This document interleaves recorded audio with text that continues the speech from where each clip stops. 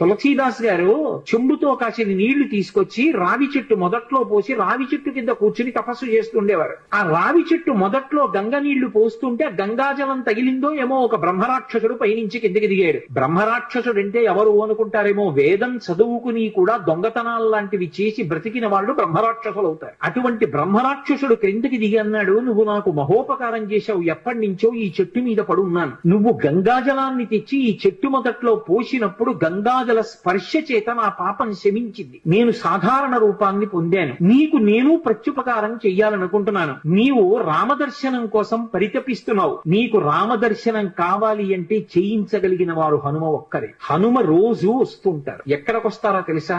ఎక్కడెక్కడ రామనామం జరుగుతుందో, ఎక్కడెక్కడ రామనామం ప్రస్తావనకు వస్తుందో, ఎక్కడెక్కడ రామ కథ చెప్పబడుతుందో అక్కడ ఉంటారు. కాశీలో హనుమాన్ ఘాట్ లో ఒక వ్యక్తి రోజు రామాయణం చెప్తున్నాడు. అక్కడికి వచ్చి కూర్చుంటారు. ఎలా గుర్తుపడతావో తెలుసా? అందరికన్నా ముందు సభలోకి వస్తారు. అందరికన్నా ఆఖరణ కళ్ళ నీళ్ల పెట్టుకుని ఒక్కడు తలదించుకుని నడిచి వెళ్లిపోతూ ఉంటాడు. నువ్వు గుర్తుపట్టి వెంట వెళ్ళు అన్నారు. తులసీదాస్ గారు హనుమాన్ ఘాట్ కి వెళ్లి కూర్చున్నారు. అందరికన్నా ముందు ఒక వ్యక్తి వచ్చాడు రామాయణం వినడానికి. అందరూ వెళ్ళిపోయిన తర్వాత తల ఉంచుకుని కన్నులమ్మట నీరు కారుతుండగా వెడుతున్నాడు. తులసీదాస్ గారు ఆయన వెంటపడ్డారు. ఆ వ్యక్తి కనిపెట్టాడు, ఎవరో నన్ను వెంబడిస్తున్నారని. ఆయన హనుమ ముందు వెడుతున్నవారు. వెనక్కి తిరిగి గద్దించి తులసీదాస్ గారు చెంబుతో కాసిన నీళ్లు తీసుకొచ్చి రావి చెట్టు మొదట్లో పోసి రావి చెట్టు కింద కూర్చుని తపస్సు చేస్తుండేవారు. ఆ రావి చెట్టు మొదట్లో గంగ నీళ్లు పోస్తుంటే గంగాజలం తగిలిందో ఏమో ఒక బ్రహ్మరాక్షసుడు పైనుంచి కిందకి దిగాడు. బ్రహ్మరాక్షసుడు అంటే ఎవరు అనుకుంటారేమో, వేదం చదువుకుని కూడా దొంగతనాలు లాంటివి చేసి బ్రతికిన వాళ్ళు బ్రహ్మరాక్షసులు అవుతారు. అటువంటి బ్రహ్మరాక్షసుడు క్రిందకి దిగి అన్నాడు, నువ్వు నాకు మహోపకారం చేశావు, ఎప్పటి నుంచో ఈ చెట్టు మీద పడున్నాను. నువ్వు గంగాజలాన్ని తెచ్చి ఈ చెట్టు మొదట్లో పోసినప్పుడు గంగాజల స్పర్శ చేత నా పాపం శమించింది. నేను సాధారణ రూపాన్ని పొందాను. నీకు నేను ప్రత్యుపకారం చెయ్యాలనుకుంటున్నాను.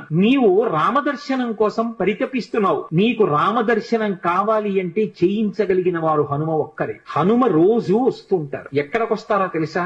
ఎక్కడెక్కడ రామనామం జరుగుతుందో, ఎక్కడెక్కడ రామనామం ప్రస్తావనకు వస్తుందో, ఎక్కడెక్కడ రామ కథ చెప్పబడుతుందో అక్కడ ఉంటారు. కాశీలో హనుమాన్ ఘాట్ లో ఒక వ్యక్తి రోజు రామాయణం చెప్తున్నాడు. అక్కడికి వచ్చి కూర్చుంటారు. ఎలా గుర్తుపడతావో తెలుసా? అందరికన్నా ముందు సభలోకి వస్తారు. అందరికన్నా ఆఖరణ కళ్ళ నీళ్ల పెట్టుకుని ఒక్కడు తలదించుకుని నడిచి వెళ్లిపోతూ ఉంటాడు. నువ్వు గుర్తుపట్టి వెంట వెళ్ళు అన్నారు. తులసీదాస్ గారు హనుమాన్ ఘాట్ కి వెళ్లి కూర్చున్నారు. అందరికన్నా ముందు ఒక వ్యక్తి వచ్చాడు రామాయణం వినడానికి. అందరూ వెళ్ళిపోయిన తర్వాత తల ఉంచుకుని కన్నులమ్మట నీరు కారుతుండగా వెడుతున్నాడు. తులసీదాస్ గారు ఆయన వెంటపడ్డారు. ఆ వ్యక్తి కనిపెట్టాడు, ఎవరో నన్ను వెంబడిస్తున్నారని. ఆయన హనుమ ముందు వెడుతున్నవారు. వెనక్కి తిరిగి గద్దించి